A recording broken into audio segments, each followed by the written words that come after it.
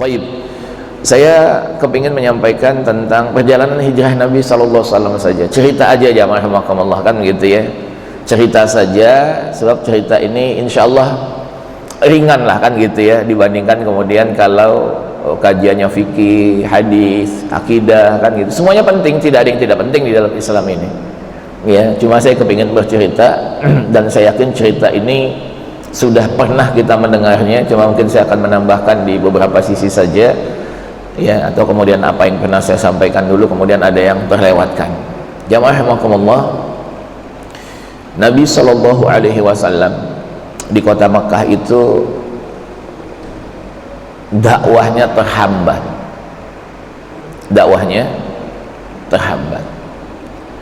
Akhirnya kemudian dakwah ini kan harus berjalan dan tidak mesti kemudian di sebuah tempat, karena memang walaupun Nabi SAW belum mendapatkan firman Allah wa ma arsalnaka illa rahmatan lil alamin, bahwa keberadaan Nabi SAW itu untuk rahmatan lil alamin, tapi kemudian jamaah rahimakumullah, Nabi mengetahui bahwa dakwah ini bukan parsial, kemudian bukan temporal, kan begitu ya, bukan untuk sebagian suku di momentum yang tertentu saja. Jamaah rahimakumullah ya, maka kemudian beliau SAW memikirkan bagaimana kemudian dakwah ini terus berlanjut. Akhirnya kemudian dicarilah tempat hijrah yang pertama, yaitu Habasyah ya. 2 kali kaum muslimin pernah ke sana jamaah rahimakumullah. Yang pertama dipimpin oleh Utsman bin Affan, yang kedua oleh Ja'far bin Abdul Muttalib. Jamaah rahimakumullah, singkat cerita ya, nggak prospek, satu kejauhan jamaah rahimakumullah. Kemudian ya kondisinya nggak jauh-jauh banget dengan yang namanya Mekah ya, jamaah rahimakumullah. Itu sahabat yang diutus. Akhirnya kemudian Nabi SAW coba melakukan apa namanya, survei lapangan langsung, tapi bukan ke Habasyah, ke Taif.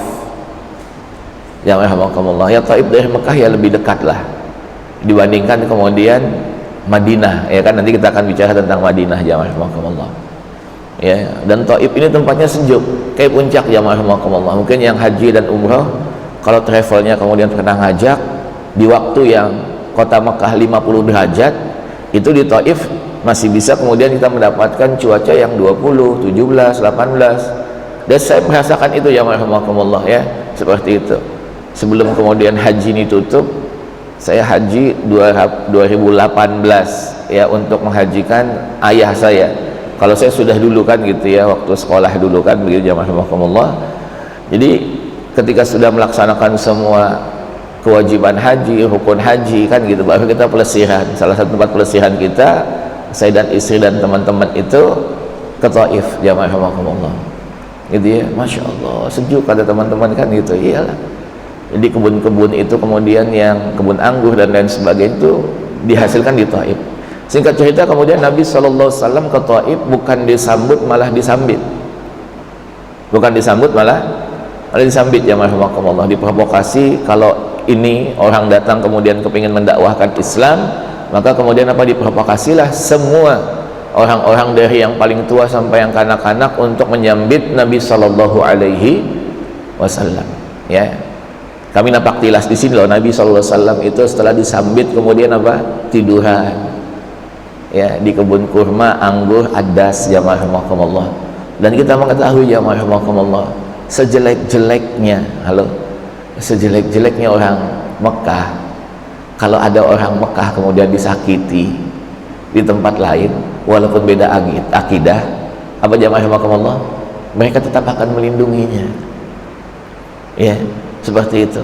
Nah, salah satu pemilik kebun yang paling banyak jamaah rahimakumullah di sepanjang jalan dari Mekah ke mana, ke Taif, bayangkan tuh ratusan kilometer itu ya, sudah terhitung itu ya, itu dimiliki oleh ayahnya Khalid bin Walid, Al-Walid bin Mughirah ya, yang Allah Subhanahu wa taala turunkan surah Al-Mudatsir untuk menjelaskan karakter Al-Walid bin Mughirah ini jamaah rahimakumullah. Seorang sastrawan yang hebat luar biasa, jamaah rahimakumullah, bukan hanya sastrawan yang hebat luar biasa, dialah yang diutus oleh Abu Jahal, jamaah rahimakumullah, Abu Lahab, untuk kemudian memastikan bahwa yang diucapkan oleh Nabi sallallahu alaihi wasallam itu ucapan beliau atau sihir. Kesimpulannya bukan sihir, kan begitu. Ini bukan ucapan Muhammad, bukan ucapan manusia, ini ucapan Rabbul Alamin, gitu ya jamaah rahimakumullah. Ya, walaupun pada akhirnya kemudian apa kita mengetahui beliau terprovokasi oleh Abu Lahab dan Abu Jahal. Nah itu dia punya kebun sepanjangan kota Mekah sampai ke Taif. Ketika Nabi SAW disambut kan gitu ya, kemudian dia memerintahkan orang-orang penjaga kebunnya untuk memberikan Nabi SAW anggur, Pak. Ya, ini kita harus tahu ini jamaah rahimakumullah. Ini sisi insaniyah atau kaumiyah jamaah rahimakumullah. Kesukuan itu kental jamaah rahimakumullah.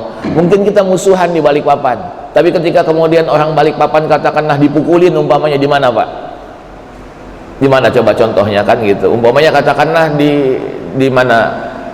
Di Samarinda umpamanya kan Pak ya. Umpamanya di Samarinda ini kan.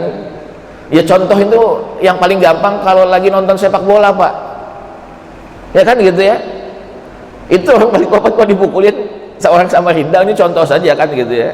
Maka kemudian semua orang Balikpapan bergerak Pak. Walaupun bisa jadi kalau orang Samarindanya sudah pulang, di masjid dia berkelahi juga tuh sebenarnya jamaah rahimakumullah, lain mazhab, bisa jadi begitu kan jamaah rahimakumullah. Ini seperti itulah kira-kira yang namanya kaumiyah, itu kesukuan apa, fanatisme golongan jamaah rahimakumullah.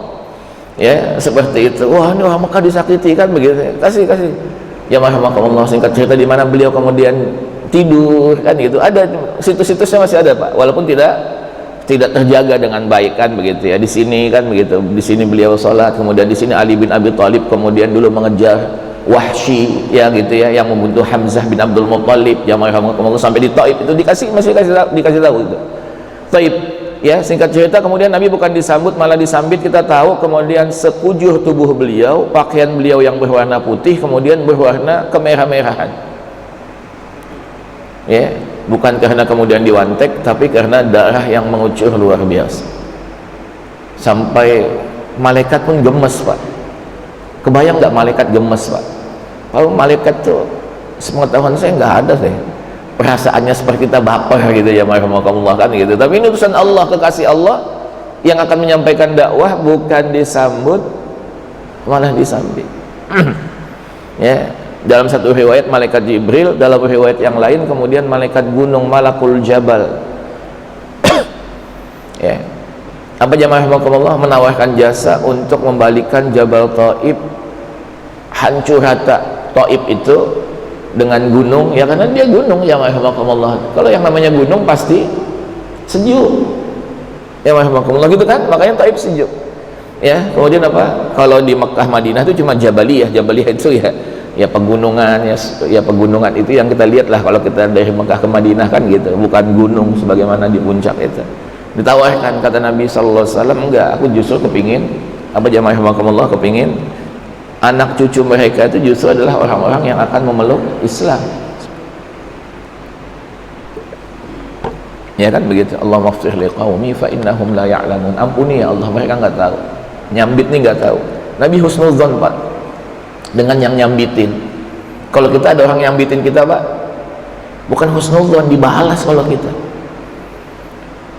Tapi Nabi sallallahu alaihi wasallam justru mendoakan. Ini beda kan begitu ya. Idfa' billati hiya ahsan wala tastawil hasanatu wala sayyi'ah, idfa' billati hiya ahsan. Enggak sama memang yang baik sama yang buruk. Tolaklah keburukan itu dengan kebaikan. Sambitan dengan doa. Masya Allah jamaah rahimakumullah. Dan bisa jadi Pak, orang-orang yang membenci kita itu cuma ikut-ikutan, dia nggak tahu hakikatnya ya kan gitu.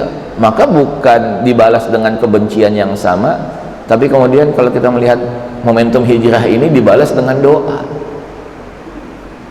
ya jamaah rahimakumullah. Walaupun kadang gemes Pak, kita manusia Pak, kita punya hati kan begitu jamaah rahimakumullah. Jangankan kita yang nggak punya hati, tanda kutip gitu ya, malaikat aja gemes utusan Allah disambit ya. Jadi memang kita harus apa ya, cerdas-cerdas jamaah rahimakumullah. Yang jelas-jelas memusuhi Islam saja, yang lahir dan batin memusuhi Islam bukan karena ikut-ikutan, Coba Abu Sufyan pada akhirnya Islam juga, Pak, dipenaklukkan kota Mekah. Ikrimah bin Abi Jahal dipenaklukkan kota Mekah. Orang-orang yang dipentolan, orang-orang yang memusuhi Islam.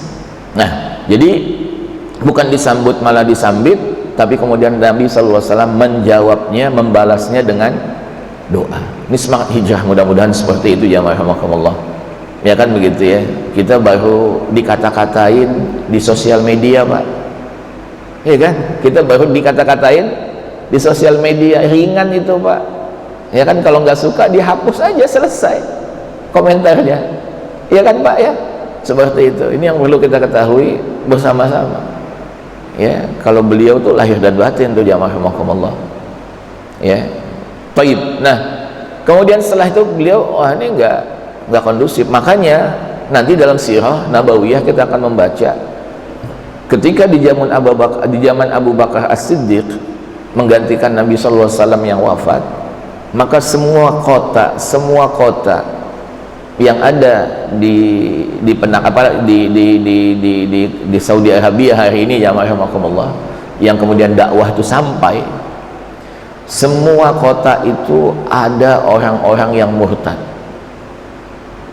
kecuali 3 kota yang nggak ada orang yang murtad sepeninggal Nabi SAW: Mekah, Madinah, dan Taif. Nggak ada orang murtadnya di 3 tempat itu. Kenapa? Kalau 2 tempat ini jelas sahabat-sahabat utama bermukim di tempat ini, sahabat-sahabat besar bermukim di 2 kota suci ini, Mekah, Madinah. Taif itu terjaga karena doa Nabi tadi itu ketika disambit. Jangan rahmatullah, ini dahsyatnya doa, Pak. Sampai kemudian pembesarnya Taif itu mengatakan, dulu kita ini orang yang paling akhir masuk Islam di antara kabilah-kabilah Arab pada saat itu. Jangan sampai kita adalah orang yang pertama kali murtad sepeninggal Nabi SAW. Ucapan itu lahir lewat doa Nabi SAW. Ini pentingnya doa, Pak ya. Jadi ada pasak buminya. Pasak buminya adalah doa Nabi SAW. Sedangkan Mekah dan Madinah itu pasak buminya adalah sahabat-sahabat yang mulia, pentolan-pentolan orang-orang yang awal-awal masuk Islam ya. Ini yang perlu kita ketahui bersama-sama. Singkat cerita, kemudian sahabat-sahabat di kota Mekah itu ya mereka manusia yang rahimakumullah, ketika diintimidasi, kemudian Khabbab bin Arad itu mengatakan ketika Nabi SAW sedang rebahan di depan Baitullah gitu ya, menggunakan surbannya untuk kemudian menjadi bantal, jamaah rahimakumullah, Khabbab bin Arad mengatakan, kenapa nggak doa ya Rasulullah agar kita dimenangkan oleh Allah Ta'ala? Doa dong agar kita diberikan kemenangan oleh Allah Subhanahu wa Ta'ala. Kemudian Nabi SAW mengatakan apa? Sesungguhnya umat-umat terdahulu, bahwa dakwah itu nggak bisa bimsalabin, Pak. Ada fase-fase yang harus dilewati ya. Dan fase itu kalau kita lihat surah Al-Insyirah itu, inna ma'al usri yusra. Diulang lagi kan gitu ya, wa inna ma'al usri yusra. Sunatullahnya begitu kan, nggak jadi nggak jadi luar biasa kalau kemudian setiap kemudian jamaah rahimakumullah ada halangan, Nabi angkat tangan, ya Allah berikan bantuan lewat malaikatmu ya Allah, menang kan. Kayaknya nggak dahsyat tuh dakwah jamaah rahimakumullah kan gitu. Susah kita untuk kemudian menauladaninya ya. Jadi ketika Khabbab mengatakan, doa dong Rasul agar kita dimenangkan oleh Allah Ta'ala, kemudian beliau mengatakan umat terdahulu ada yang ditanam hidup-hidup, digergaji sininya jamaah rahimakumullah, badannya jadi belah 2, ada yang dikuliti kepalanya jamaah rahimakumullah, rambutnya dan lain sebagainya. Nabi mengatakan, dan mereka tidak pernah merubah pendirian mereka, sampai kemudian Nabi mengatakan suatu saat Allah akan memenangkan dakwah ini ya rahimakumullah. Dan kemenangan itu kita bisa melihat lahirnya yang namanya ketenangan, yaitu ketika ada seorang wanita nanti jalan dari Sana'a dari Yaman jamaah rahimakumullah sendirian tanpa khawatir, kemudian jamaah rahimakumullah sampai ke sini, ya, ke kota Mekah jamaah rahimakumullah, dari Saudi, dari Yaman ke Saudi. Sebagaimanapun pada saat itu dilukiskan, kambing nggak takut lagi dengan yang namanya serigala, ya. Jadi dakwah itu kalau menang, Pak, bukan hanya manusianya yang aman, tapi juga kambing nggak perlu takut dengan serigala. Ini yang Allah lukiskan dalam surah Quraisy, alladzi at'amahum min ju'in wa amanahum min khauf. Ya, kenapa kita harus beribadah kepada Rabb hadzal bait, ya, pemilik rumah ini, Baitullah? Karena dialah yang telah memberikan apa, Pak? Rasa kenyang sesudah kita lapar, dan rasa aman sesudah kita takut. Ini yang paling dibutuhkan oleh manusia, ini dua hal ini aja, Pak. Kenyang perutnya, aman, udah nggak ada yang lain, jamaah rahimakumullah. Ya kan gitu. Kalau sudah nggak aman, Pak, orang tuh pasti, ya, Pak, kalau sudah perutnya lapar, orang tuh pasti akan memberontak, jamaah rahimakumullah. Pasti itu kan begitu, ya, seperti itu. Kemudian apa? Ya, aman juga kebutuhan dasar manusia, jamaah rahimakumullah. Ya, taib. Jadi kembali lagi, Nabi sallallahu alaihi wasallam mengatakan ada suatu saat datang, saat itu, ya, akumulasi kemudian semua tribulasi dakwah di kota Mekah itu, ya, menyebabkan Allah Subhanahu wa taala memerintahkan kepada Nabi sallallahu alaihi wasallam dan para sahabatnya untuk meninggalkan kota Mekah.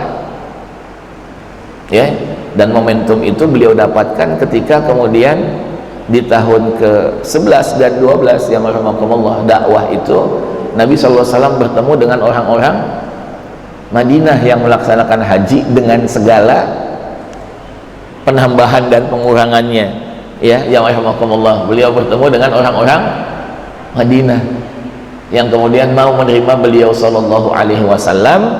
Singkat cerita, mau menerima dakwah, jamaah rahimakumullah, beliau mengutus seorang pemuda bernama Mus'ab bin Umair untuk menjadi jamaah duta Islam, menyebarkan Islam di kota Madinah, menyiapkan basis dakwah ketika Nabi SAW akan sampai di sana. Singkat cerita, jamaah rahimakumullah, ya, singkat cerita kemudian Nabi atas perintah Allah Ta'ala, ya, tentu saja sahabat-sahabat dulu pergi, habis semua sahabat-sahabat yang rahmatullah diam-diam, kecuali Umar yang mengatakan siapa yang kepingin istrinya menjadi janda, anaknya menjadi yatim, tunggu Umar. Umar kepingin hijrah, meninggalkan kota Mekah menuju Madinah. Nggak ada yang berani, ya. Singkat cerita, semua sahabat sudah pergi. Abu Bakar terus bertanya, kapan kita, kapan kita, kapan kita, kapan kita. Singkat cerita kemudian, jamaah rahimakumullah, datang perintah Allah, Nabi SAW sudah boleh meninggalkan kota Mekah sesudah semua sahabatnya pergi. Kalau hari ini, ya, kita kemudian terancam di Balikpapan, pasti bosnya dulu yang berangkat, Pak. Kalau Nabi enggak, anak buahnya dulu, sahabatnya dulu habis, selesai, baru kemudian beliau. Dan Abu Bakar terus bertanya, ini sudah dapat perintah dari Allah Subhanahu wa taala untuk meninggalkan kota Mekah, langsung pergi, Pak? Enggak, Pak.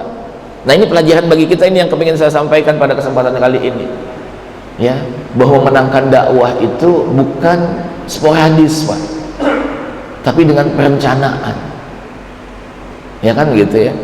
Jadi dakwah itu nggak boleh sporadis, Pak. Kalau main bola, kalau saya boleh mengumpamakan pertandingan sepak bola, jamaah rahimakumullah, nggak boleh bola itu yang penting ke depan, enggak, Pak, ya kan gitu, direncanakan.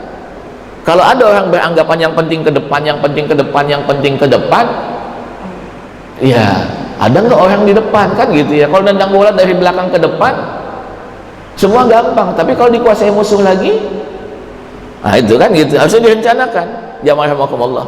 Terkadang kemudian bermain di belakang itu yang dianggap kemunduran, justru mencari celah kapan kemudian bisa dibawa ke tengah, ke depan sampai menghasilkan gol, kira-kira begitu, Pak, ya. Dan banyak orang yang gemes ketika kemudian kita masih di belakang melulu, padahal kita sedang menyusun rencana. Mana kemudian peluang yang kemudian bisa menghasilkan gol tadi itu? Itu kira-kira ilustrasi singkatnya. Nah, jadi Singkat cerita, kemudian Nabi SAW mengatakan kepada Abu Bakar, dan beliau SAW ketika menyampaikan bahwa Allah Subhanahu wa Ta'ala telah memperbolehkan beliau bersama dengan Abu Bakar untuk meninggalkan kota Mekah, beliau pun ketika menyampaikan berita itu bukan kemudian dapat berita langsung disampaikan, tapi beliau ketika dapat berita dari Allah Subhanahu wa Ta'ala lewat malaikat Jibril untuk kemudian boleh meninggalkan kota Makkah, beliau mencari momentum kapan waktu yang paling tepat bertemu dengan Abu Bakar menyampaikan berita ini. Kenapa? Karena musyrikin Mekah sudah nungguin semua anak buahnya berangkat, bosnya pasti ini. Dan yang dijaga Nabi SAW, meninggalnya Nabi akan menyebabkan semua orang akan kembali murtad, kan logikanya begitu. Nggak apa-apa anak buahnya berangkat gitu, tungguin bosnya. Jamaah rahimakumullah. Ya, ini singkat cerita. Kemudian apa jamaah rahimakumullah? Kapan Nabi SAW menyampaikan kepada Abu Bakar? Beliau melihat kondisi dulu, di mana kemudian orang-orang pada saat itu sedang tidak ada, sedang terlelap. Jamaah rahimakumullah. Beliau menyampaikan beritanya kepada Abu Bakar. Kira-kira orang Arab terlelapnya kapan, Pak? Halo, Pak. Kapan, Pak? Halo, kapan, Pak? Ini kan malam kata orang kebanyakan gitu. Enggak, Pak. Orang Arab tuh terlelap. Nah, itu menjelang sholat zuhur, panas-panasnya itu mereka tidur. Yang disebut dengan tidur qailulah. Qailulah kata orang Indonesia. Bismillah. Bukan malam hari. Orang Arab malam hari bergadang, Pak. Makanya ada lagu Bang Roma kan, itu mengkritik orang Arab dulu, Pak. Itu lagu begadang katanya kan gitu ya. Seperti itu. Orang Arab begadang, Pak, kalau malam. Makanya pernah umroh kemudian di waktu Ramadan itu habis subuh bahkan sampai zuhur mereka tidur. Tambahannya habis subuh itu tadi. Yang sunnahnya menjelang zuhur, tidur qailulah. Nabi tahu itu. Sudah kosong kota, baru beliau tinggalkan rumah beliau, menyampaikan, menyusun rencana untuk hijrah besok. Jamaah rahimakumullah. Ya. Kata Nabi SAW, Allah sudah memerintahkan kita meninggalkan kota Makkah. Maka saya kepingin gitu ya, kita menyusun rencana ini. Beliau tanya, siapa yang ada di rumah? Gak ada siapa-siapa kecuali anak saya. Oke, siap. Ya kan gitu. Kita akan meninggalkan kota Makkah. Jamaah rahimakumullah. Ya, meninggalkan kota Makkah. Bukan besok ya, malamnya jamaah rahimakumullah. Dan orang yang akan menggantikan saya di atas kasur saya, Ali bin Abi Thalib. Ini kalau orang yang nggak tepat, rencana Nabi SAW pasti akan hancur. Siapa yang menggantikan Pak? Ali bin Abi Thalib. Ali tahu nggak kalau menggantikan posisi Nabi SAW di rumahnya, di atas pembaringannya itu jamaah, bukan kasur seperti kita yang spring bed, kasurnya Nabi SAW dari pelepah kurma yang dianyam gitu ya. Tahu nggak Ali bahwa konsekuensi beliau yang menggantikan tempat tidur Nabi SAW konsekuensinya mati? Tahu nggak, Pak? Tahu nggak, Pak? Tahu pasti, karena sudah jelas gitu ya, bahwa yang bisa membunuh Nabi SAW itu dapat berapa? 1000 unta. Konsekuensinya mati. Kalau Bapak kemudian disuruh menggantikan seseorang yang konsekuensinya mati, Pak, di atas kasur, apa yang terjadi, Pak? Saya yakin nggak bisa tidur, minimal pipis ngompol di kasur. Tapi Ali bin Abi Thalib mengatakan, ditanya ketika beliau menggantikan Utsman yang wafat, beliau jadi khalifah, rakyatnya kemudian mengatakan, waduh, pasti semalam mimpi indah ya, dan itu adalah tidur yang paling indah. Ya, ibarat kita setelah menang pilkada, maka tidur yang paling indah adalah setelah tahu hasilnya, kan real count kan begitu, jamaah rahimakumullah kan gitu ya. Ali kemudian mengatakan, demi Allah, bukan di malam saya kemudian dilantik menjadi khalifah tidur yang paling indah, tapi tidur yang paling indah seumur hidup saya dan tidak akan pernah tergantikan adalah di malam saya menggantikan Nabi SAW di malam hijrah. Itu bahasa kita ngorok, Pak. Kenapa? Kalaupun wafat masuk surga, gitu kan gitu. Jadi malam paling nikmat saya tidur itu di malam saya menggantikan posisi Nabi SAW di atas kasurnya. Kalau salah pilih orang Pak, selesai sudah. Ya, bukan malam di mana saya kemudian dilantik menggantikan Utsman bin Affan yang wafat, yang syahid. Ya kan kita tahu kan gitu ya, jamaah rahimakumullah kan gitu ya. Nabi sallallahu alaihi wasallam membuka pintunya kemudian membaca surah Yasin itu, wa ja'alna min baini aydihim sadda wa min khalfihim sadda faghshaynahum fahum la yubsirun. Beliau lemparkan pasir itu. Ya rahimakumullah. Ya. Ini yang perlu kita ketahui bersama-sama. Ali dah. Dia Ali yang menggantikan kata Nabi sallallahu alaihi wasallam. Oke. Tapi kita tidak langsung ke utara. Jadi kalau kita lihat peta jamaah rahimakumullah, Madinah itu adanya di utara, kota Mekah di atas. Ya. Dan orang musyrikin Mekah sudah tahu tujuan Nabi SAW ke Madinah. Kenapa? Ucapan Umar, saya akan meninggalkan kota Mekah menuju Madinah. Siapa yang mau? Istrinya jadi janda, anaknya jadi yatim. Itu yang dipegangi mereka, Pak. Jadi terkadang orang-orang yang keras ini nggak sadar bahwa ucapan mereka, tindakan mereka itu membocorkan dakwah. Keren, jamaah rahimakumullah, kan gitu ya. Ya, tapi kalau sudah terucapkan jamaah rahimakumullah, ya kan begitu ya. Akhirnya Nabi harus kemudian memutar ulang yang namanya strategi itu. Dan mereka tahu ini kalau pergi kita jagain aja nih di utara nih. Makanya Nabi SAW mengatakan kita tidak langsung ke Madinah, kita langsung ke utara, tapi kemudian kita manuver ke selatan, Pak. Beliau ke selatan jamaah rahimakumullah, ke bawah dulu. Dan kata Nabi SAW, cari orang yang tahu jalur manuver, ya kan gitu, yang nggak pernah dilewati oleh siapapun gitu ya, menuju Madinah. Bukan langsung ke utara tapi ke selatan, manuver jamaah rahimakumullah. Ibarat kita mau ke Samarinda jamaah rahimakumullah. Samarinda kan ada di utara Balikpapan, Pak. Harusnya dari Balikpapan langsung aja kita ke Kilo kan, dia lewat PPU, Pak, Penajam jamaah rahimakumullah. Dan kita tahu kan gitu ya, di Penajam itu memang ada jalan jamaah rahimakumullah yang kalau kita mundur ke belakang kita tembusnya di kilo 38 kan. Halo, betul nggak Pak? Kira-kira begitu jamaah rahimakumullah. Ya kan gitu. Orang nungguin di tapal batas kilo 25, Pak. Ya kan gitu, perbatasan Balikpapan Kukar kan, tungguin di sini aja. Mau kemana dia kan begitu ya? Nggak mungkin kemana-mana jamaah rahimakumullah. Kira-kira begitu jamaah rahimakumullah ilustrasinya. Ya, tungguin aja sini dapat kita. Kalaupun lepas kemudian dari Balikpapan, tunggu di tapal batas. Ya. Kata Nabi SAW, berapapun nih navigator, penunjuk jalan meminta bayarannya, bayar ya Abu Bakar, siap ya Rasulullah. Namanya Abdullah bin Uraiqid, Pak. Pada saat itu masih musyrik, tapi beliau navigator, Pak, penunjuk jalan, satu-satunya orang yang tahu jalur manuver jamaah rahimakumullah. Ya, seperti itu jamaah rahimakumullah, musyrikin Mekah. Dan ini juga pelajaran bagi kita jamaah rahimakumullah, ketika kemudian ada seseorang yang punya ilmu luar biasa, walaupun kemudian beda keyakinan dengan kita, dan dia tidak kemudian profesional, Pak, bukan kemudian ngurusin agamanya kan gitu, keyakinannya, tapi kemudian ada yang bayar gua profesional, ya kan gitu jamaah rahimakumullah, ya kan gitu, nggak ada urusannya dengan agama. Ada orang yang seperti ini, Pak, walaupun pada akhirnya beliau masuk Islam. Bayar Abu Bakar, siap ya Rasul. Oke. Kemudian kata Nabi SAW, dalam perjalanan manuver itu tentu saja kita akan memakan banyak waktu yang cukup panjang. Mungkin bisa jadi 3-4 hari kemudian kita baru meninggalkan tempat itu untuk menuju Madinah. Dan kita tahu kan namanya Gua Sur. Ya, 3-4 hari kita perlu bekal makan dan minum. Dan informasi apa yang terjadi di kota Mekah sepeninggal kita, saya kepingin semua yang melakoninya itu adalah anak-anakmu Abu Bakar. Halo Pak, anak Abu Bakar.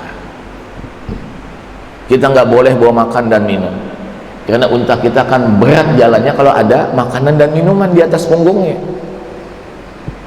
Terus siapa yang bawa nanti kalau kita sampai di Gua Sur ini ya Rasul? Anak kamu yang perempuan, namanya Asma binti Abu Bakar, yang membawa makanan. Di mana Pak ditaruh di makanannya, Pak? Di depan jabang bayinya, di depan janinnya. Abu Bakar kan tanda kutip sempat bertanya, Rasul, anakku yang perempuan ini sedang hamil besar 8 bulanan, bahkan kita nanti akan mendapatkan apa namanya, keterangan bahwa Asma ini melahirkan di kota Madinah, jamaah rahimakumullah, sekaligus menghilangkan mitos kota Madinah. Jadi kota Madinah itu siapapun yang hamil di luar kota Madinah kemudian ke Madinah, pasti kalau lahir di Madinah anaknya mati. Mitosnya begitu, Pak. Serius. Nanti kemudian apa? Abdullah bin Zubair, kan gitu ya, karena suaminya Asma ini adalah Zubair bin Awam, ya kan gitu ya. Dia punya anak namanya Abdullah bin Zubair, jamaah rahimakumullah. Kata Nabi SAW, nanti kisahnya ada, jamaah rahimakumullah. Beliau senang sekali, satu menghilangkan mistos, yang kedua ini anak ketika masih janin dalam perut ibunya sudah menolong Nabi SAW dan kakeknya di malam hijrahnya, ya. Jadi kata Abu Bakar, lagi hamil Rasul, justru karena lagi hamil saya kepingin kemudian apa, makanan itu ditaruh di depan perutnya, di atas hamilnya itu, jamaah rahimakumullah, supaya ketika kemudian musyrikin Mekah ini pasti ini harus kita jaga, ini anaknya Abu Bakar nih, karena dia masih ada di kota Mekah. Keluar rumah kemudian dalam keadaan hamil, orang nggak tahu, padahal di atas hamilnya itu, jamaah rahimakumullah, ada makanan buat ayah dan Rasulullah SAW. Ya, makanya Asma binti Abu Bakar itu bergelar wanita yang memiliki dua ikat pinggang. Ikat pinggang yang pertama digunakan untuk menahan janin, ikat pinggang yang kedua digunakan untuk menahan makanan. Jamaah rahimakumullah. Dan ibu-ibu yang pernah naik Gua Thur, jamaah rahimakumullah, jangankan ibu-ibu hamil 9 bulan, kita aja yang sehat walafiat naik pada satu yang sekarang sudah ada jalan tikusnya, pada saat itu Pak nggak ada jalan tikusnya, batu cadas. Saya yakin kalau ibu-ibu 8 bulan hamilnya, saya yakin melahirkan di atas itu, Pak, ya. Dan Nabi SAW melakukan semua ini kan atas bimbingan Allah, dan ternyata wanita yang sudah hamil tua 8 bulan ke atas itu juga jangan banyak-banyak bed rest, justru akan mempersulit persalinan nanti, justru disuruh untuk memperbanyak jalan. Dan subhanallah, jamaah rahimakumullah, ini dahsyat luar biasa ini. Jadi kata Nabi SAW, satu itu tadi karena dia hamil jadi orang nggak curiga, disangka ya namanya ibu-ibu pakai gamis perutnya ke depan, ya kan, oh dia lagi hamil itu memang, ya itu. Tapi dia nggak boleh bawa ada minuman, kalau minuman akan memperberat langkahnya lagi, kan gitu ya. Dan itu bukan kemudian 3 hari makannya, enggak Pak, makan 1 hari dibawa, 1 hari dibawa, jadi 3-4 hari beliau naik turun Gua Thur, jamaah rahimakumullah. Ya, ini yang perlu kita ketahui bersama-sama. Singkat cerita, Abu Bakar bilang, terus siapa yang bawa minumannya ya Rasul? Siapa yang bawa minumannya? Kata Nabi SAW, orang-orang musyrikin Mekah itu, mereka ini Pak ahli di dalam kemudian apa, mendeteksi ini langkah siapa, kemana, hamil sudah berapa bulan, ketika kemudian menginjakkan tanah, kakinya menginjakkan tanah. Jamaah rahimakumullah, saya kepingin kemudian jejak-jejak kaki mbak kamu, apa namanya, anak kamu yang perempuan Asma binti Abu Bakar itu kemudian dihapuskan oleh kambing-kambing yang kita beli dalam apa namanya, di setiap kabilah-kabilah orang Arab satu, kabilah A1, B1, C1. Kenapa? Karena orang Arab tuh tahu ini kambing siapa. Oh, ini kambing kabilah A yang punya B. Begitu Pak, kaki kambing dia tahu Pak. Punya siapa, kambing siapa, kambing kabilah siapa, punya siapa. Ini dahsyat jamaah rahimakumullah. Dalam sirah dikatakan begitu. Makanya beli semua kabilah kambing satu gitu ya. Nanti kita minum kemudian darinya susu kambing, sekaligus juga menghapuskan jejak kaki langkah Asma. Ini ikhtiar kemanusiaan Pak, ikhtiar basariyah namanya. Ya kan gitu ya. Menghapuskan jejak kaki langkah mbaknya, kan begitu ya, Abdullah bin Abu Bakar, sekaligus kemudian air minumnya kita apa namanya, susunya kita minum. Kemudian Abdullah itu selain kemudian membawakan kita minum, dia juga harus membawa berita apa yang terjadi sepeninggal kita di kota Makkah. Koran Pak, ini yang bahasa kitanya, mengetahui keadaan musuh adalah separuh dari kemenangan. Gimana kita mau menang Pak kalau kita nggak tahu kekuatan musuh? Tanya sama pelatih sepak bola, kalau dia buta dengan kekuatan musuhnya, dia bingung Apa yang harus dia lakukan? Ketika dia sudah tahu kekuatan musuh, dia akan kemudian bisa memformulasikan susunan pemain itu. Ya kan begitu ya, rahimakumullah, ya kan gitu ya. Ini yang perlu kita ketahui bersama-sama. Jadi beliau jadi koran sore gitu ya, rahimakumullah, buat Rasulullah SAW. Susunya diminum, kemudian nyampaikan informasi. Jadi direncanakan Pak, bukan ujuk-ujuk aja kan begitu ya. Bukan tola'al badru alaina, bukan hanya itu sambutannya, tapi kemudian apa Pak, perencanaannya ini luar biasa. Ya, makanya kata ulama kita, niat yang baik itu indikatornya 3. Niat yang baik itu indikatornya 3 Pak. 1, ikhlasun niyah, niatnya ikhlas. Yang kedua, itqanul amal, direncanakan dengan luar biasa. Kemudian yang ketiga, jaudatul ada finishingnya, bukan hanya direncanakan dan ikhlas, tapi memang harus dilaksanakan. Dan pelaksanaan itu harus menghasilkan goal. Buat apa main bola Pak, cantik kayak berhasil tapi nggak goal? Ya kan begitu. Lebih baik mainnya sporadis gitu ya, seperti orang apa namanya, tim Inggris gitu kan, ya kick and rush gitu ya, rahimakumullah, kick and run kan begitu ya, rahimakumullah, kan gitu ya, tendang kejar tapi jadi goal umpamanya kan begitu.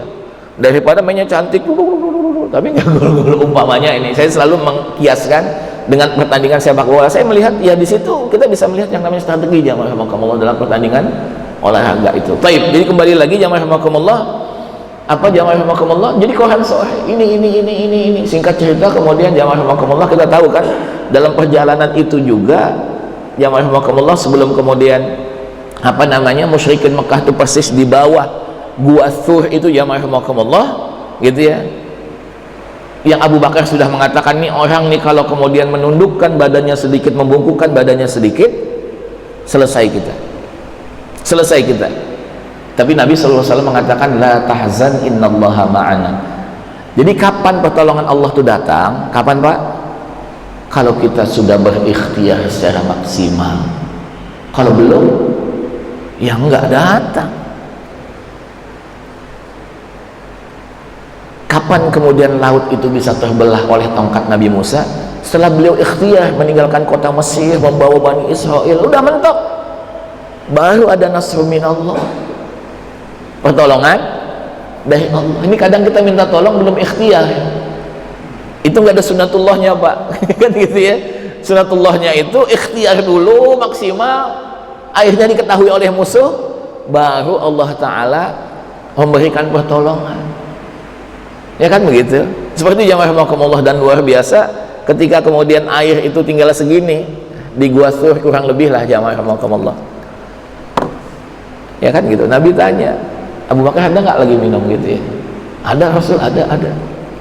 Kan gitu ya. Nabi nggak tahu bahwa Abu Bakar juga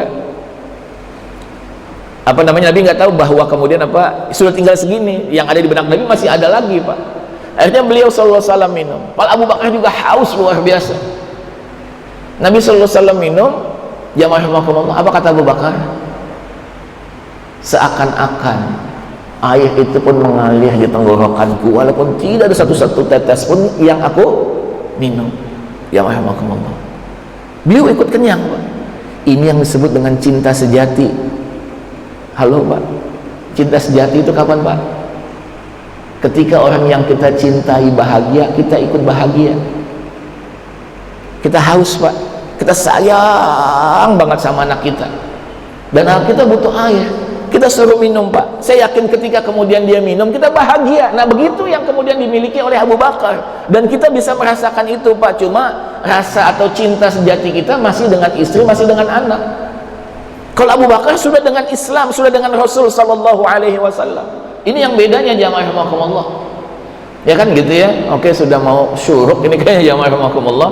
Jadi ini dahsyat luar biasa, sampai kemudian ketika mereka sudah ada depan punggung apa namanya, depan gua itu, Allah menurunkan yang namanya